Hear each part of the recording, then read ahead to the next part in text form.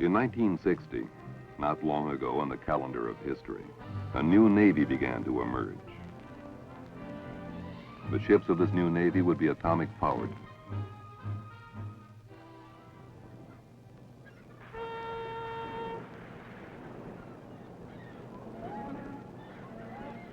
Now this new Navy has come to life, the most flexible instrument of sea power ever known.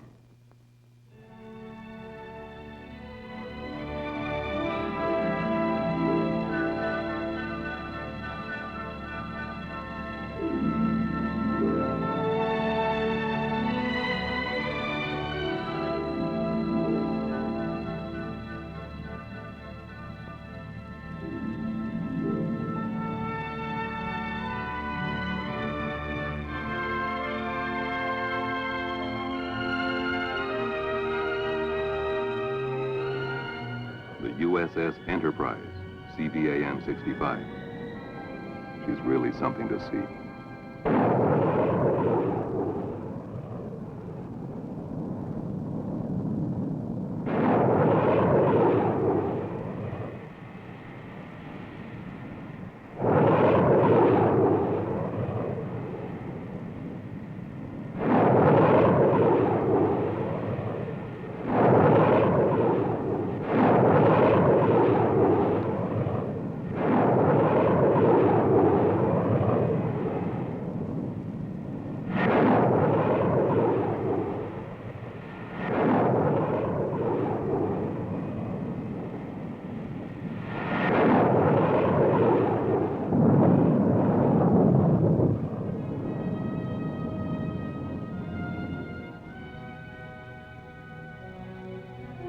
But maybe to understand this ship and all she represents, you'd have to have grown up with carriers. Started out years ago when the old Langley CV-1 was little more than a gleam in some dreamer's eyes. That was way back in the early 1920s. About the same time, in 1921, the Navy set up a series of tests. The bombing of captured German warships slated for scrap. Taking turns, Army, Navy, and Marine Corps pilots bombed a submarine, a destroyer, and the cruiser Frankfurt.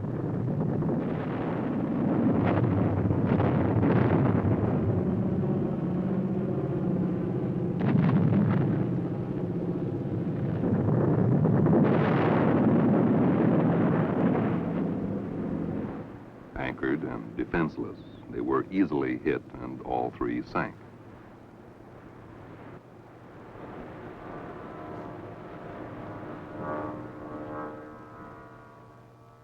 The big show was the bombing of the battleship Ostfriesland.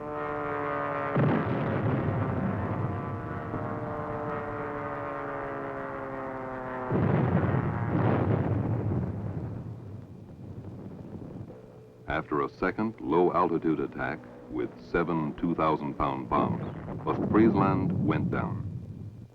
And Army General Billy Mitchell, who led this attack, almost convinced America that surface ships were obsolete. We didn't agree.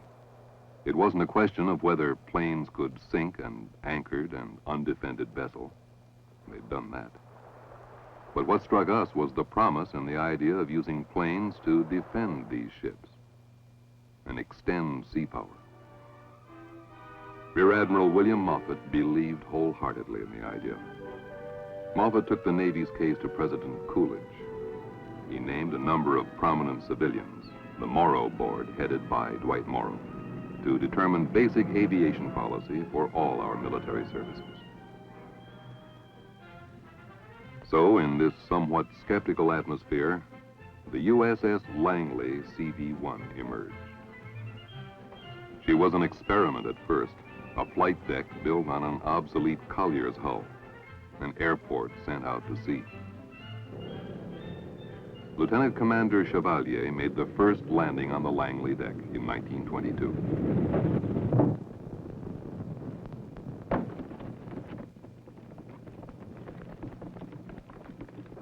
For the next few years, Navy pilots and the Langley crew worked hard to master the complex techniques for handling both the carrier and her planes.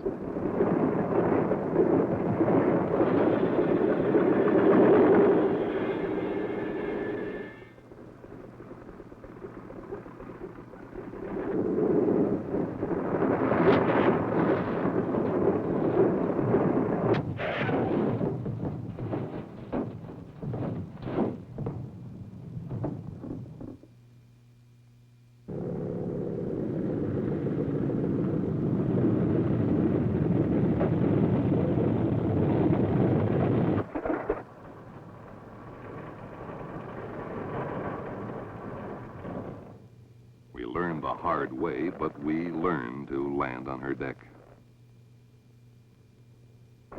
We also worked hard at learning to take off and at air navigation, gunfire spotting, and aerial gunnery. The early 1920s also saw the development of catapults, arresting gear, a faster elevator to clear the flight deck, safe fuel handling techniques, a landing light system, and all the other hardware needed to launch and land, to refuel and maintain aircraft at sea. All our early work was complicated by the progress made in aircraft design from 1925 to 1930. Engines were increasingly bigger and more powerful. Planes got heavier and yet flew higher, farther, faster almost every day.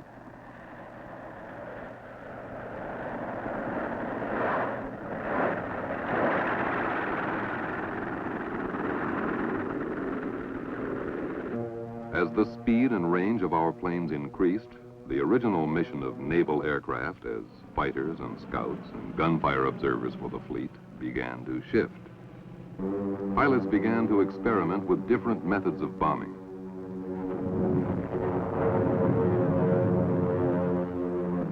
We dropped everything, even delicate submarine torpedoes, in a continuing search for new methods of attack and defense.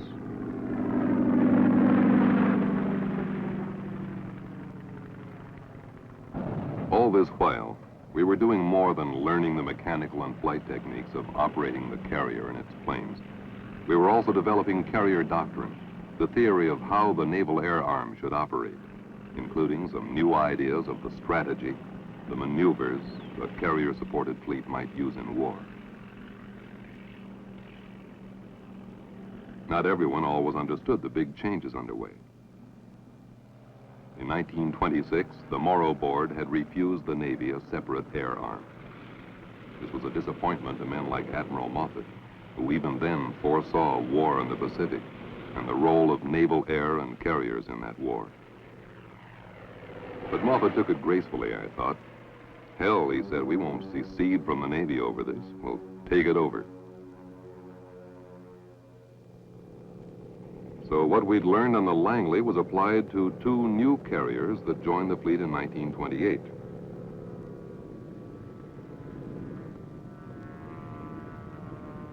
The USS Lexington, CV-2, was the first of these.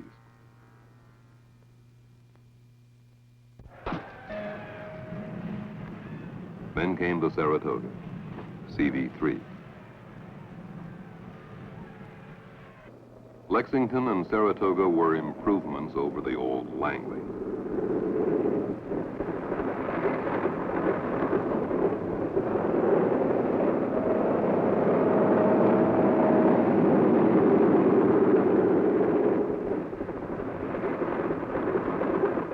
But as carriers, both were compromises. The best we could do with converted cruiser hulls whose flight decks had to take increasingly faster and heavier planes. But both the Lexington and Saratoga served us well. It was on their flight decks, in their shops and hangars, in their wardrooms too, that we worked out the operational techniques that made our naval air arm the best in the world. With Lexington and Saratoga, we also proved the basis of our whole carrier doctrine much earlier than you might think. Admiral Joseph Mason Reeves was one of the first to advocate independent carrier strikes, apart from carrier operations supporting the battleship line. Reeves was one of the first to prove the effectiveness of a carrier-centered task force. Fleet Problem 10 was held early in 1929 to test naval and shore defenses of the Panama Canal against a conventional battleship attack. Reeves left his safe position behind the line of battleships approaching the western canal locks from the north. He brought Saratoga through a wide sweep south of the canal zone. Then he turned back north to approach his target along an unexpected course. We took off from the Saratoga at 2 in the morning while still 200 miles at sea. Nobody'd ever done that before.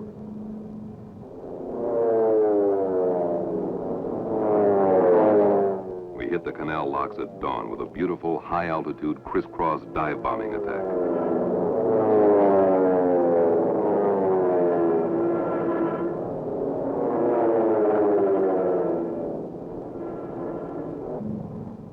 Nobody's ever done that before either. We took the defenders completely by surprise.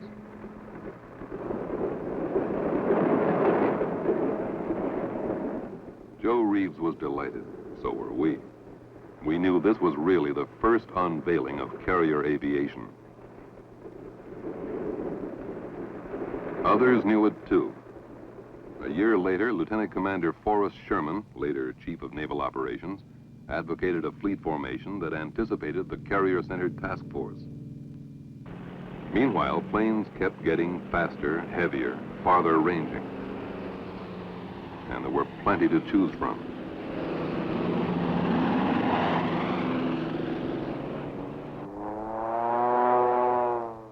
In the early 1930s, Navy test pilots found themselves flying one new model after another.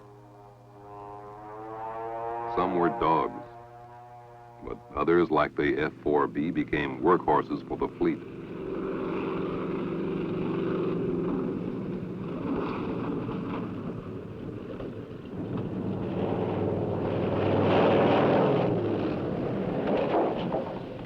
This rapid development of aircraft had a profound influence on carriers.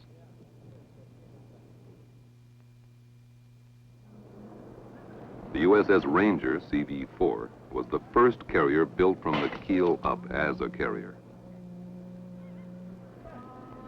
But by the time she was commissioned, she was too small and her flight deck too short.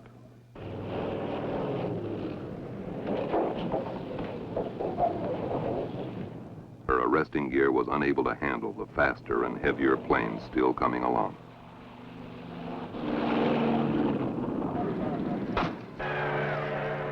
Not until Yorktown CV-5 was commissioned in 1937 did we get a third assault carrier to join Saratoga and Lexington.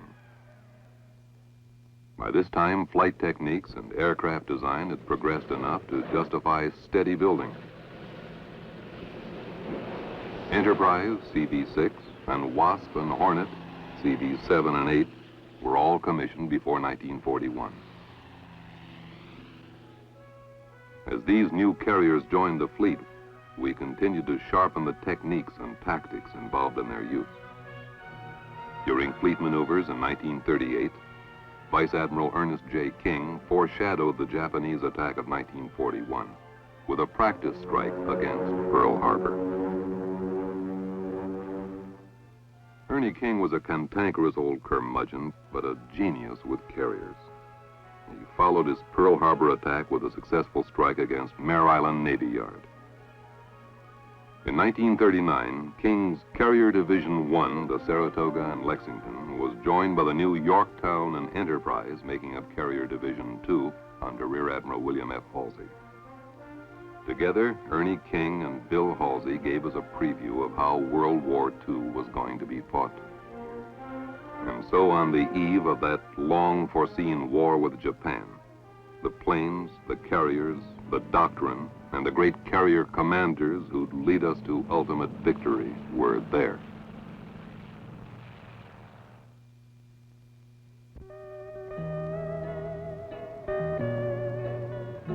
Fortunately, none of our carriers was at Pearl Harbor on December 7, 1941.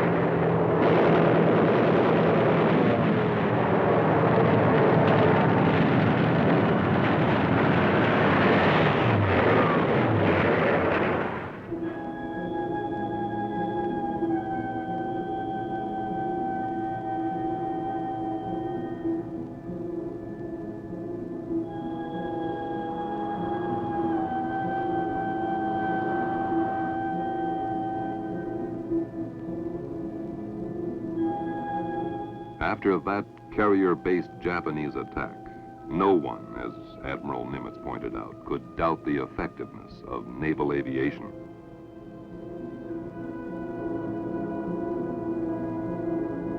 When Enterprise and Yorktown came back to Pearl from raids in the Pacific early in 1942, the carrier's significance was fully understood. We on the Yorktown followed Halsey in. There was the pick and flower of our Navy in shambles. And yet as we passed this wreckage, cheer after cheer went up from the men who had taken the Japanese attack. Because they knew it would be men like themselves, led by men like Halsey, and the carriers and their planes, who were going to win this war. The great carrier-led assault began almost at once. It was first dramatized by the Halsey-Doolittle raid on Tokyo from the Hornet in April 1942. Their target was hundreds of miles away when these B-25s took off in weather that wanted to wreck the world.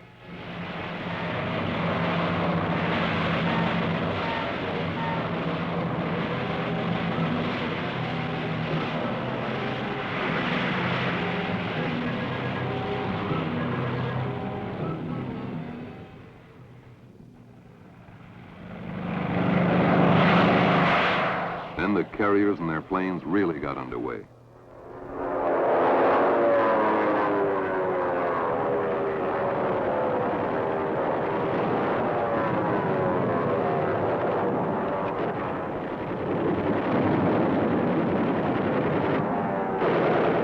Now we really hit the Japanese Navy in the Coral Sea in May 1942, at Midway in the following June. The Japanese came to Midway with 4 carriers. We sank all 4. This helped to ensure our successful landing on Guadalcanal in August.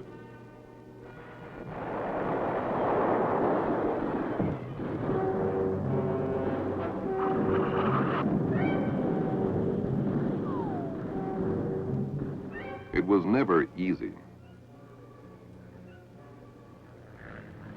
When the war began, the Japanese Zero fighter was the best naval airplane in the world. With 3 times the rate of climb we had, Japanese pilots could outrun us or catch us when we tried to run. They could turn inside of anything that flew. We had to get back on equal terms with the enemy. And we did. We developed tactics like the thatch weave, relying on teamwork between our pilots to trap and evade the enemy and to shoot him down.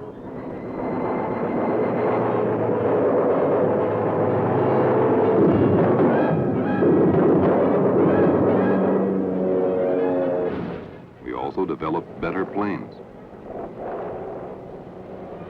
First, the F-6F.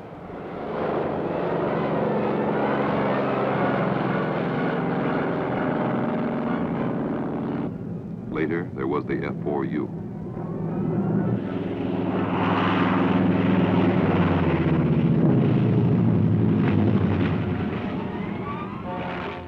Meanwhile, Essex-class carriers joined the fleet. Now, under Ernie King as Chief of Naval Operations, with Nimitz, Halsey, Mitcher, and Spruance, we swept across the Pacific from victory to victory at sea and in amphibious invasions ashore.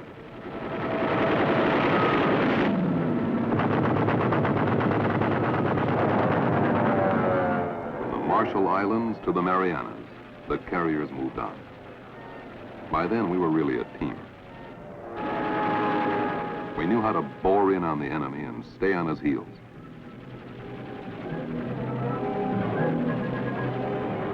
In this great drive across the Central Pacific, the carrier and her planes came into their own.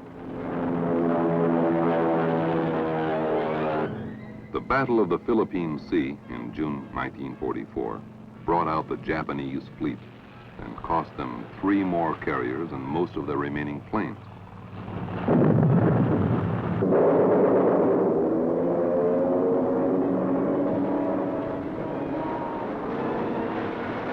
As Admiral Nimitz pointed out, a truly secret weapon of the war was our ability to replenish at sea. What we had learned even in World War I, refueling destroyers at sea, and all we had learned during fleet maneuvers between the wars, stood us in good stead. By the time we came to the Battle of Leyte Gulf in October 1944, the Japanese were desperate. Now they resorted to desperate measures. Suicide attacks by kamikaze pilots who turned their planes into human-guided missiles, hoping to sink our carriers.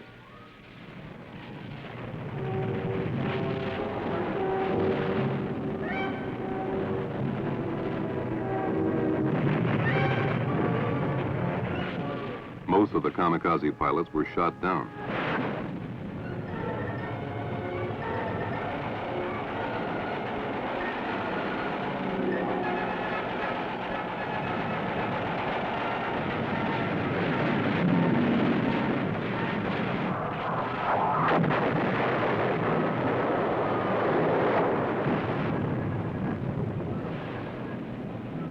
But we took some hits.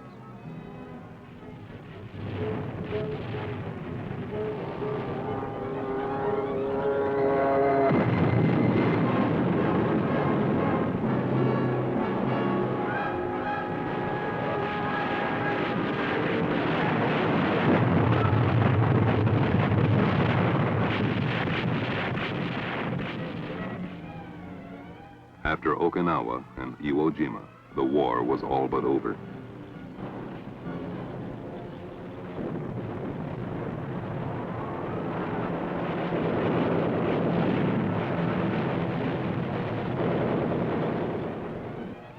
You can say this of carrier performance in World War II. Carrier strike forces, Japanese or American, always defeated land-based forces. The issue was in doubt only when there were carriers on both sides of the battle.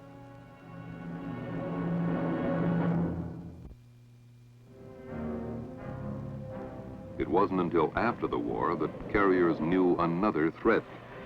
This came from the new high-speed jet aircraft.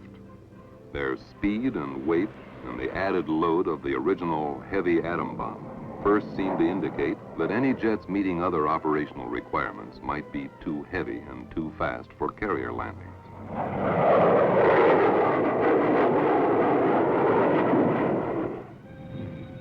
But the first jet carrier landing was made by an FH-1 Phantom in July 1946.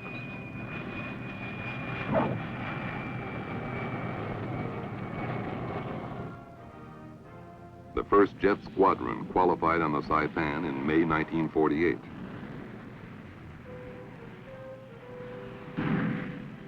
We were still in business. But as jet performance and weights increased, we were headed for trouble, back where we'd been with Ranger in 1934, with planes too fast and heavy for the flight decks from which they had to operate. This became increasingly apparent during the Korean War. We began to hear an echo of Billy Mitchell's old argument. Carriers, all surface ships, were obsolete in this age of atomic weapons and jet airplanes.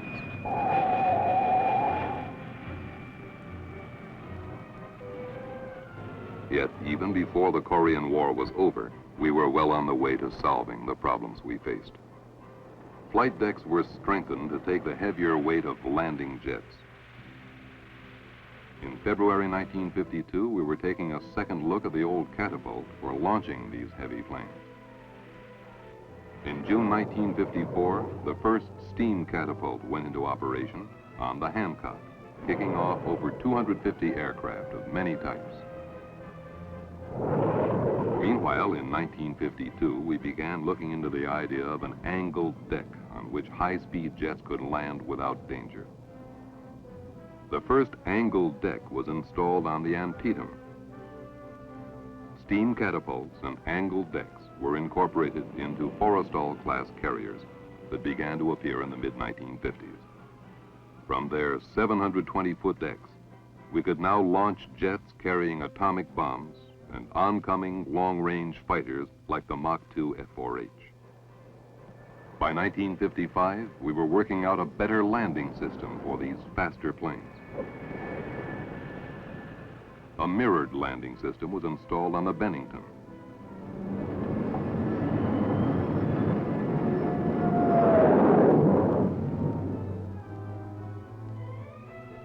On the Midway in 1963, fully automatic landings were made hands-off, with both flight controls and throttles operated by signals transmitted from the carrier.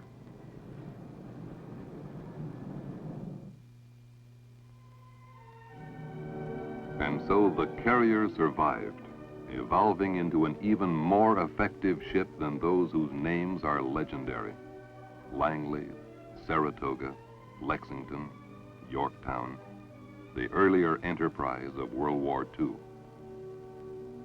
This is the new Enterprise. She's something to see, all right. A complex instrument of war or peace, just barely dreamed of 50 years ago.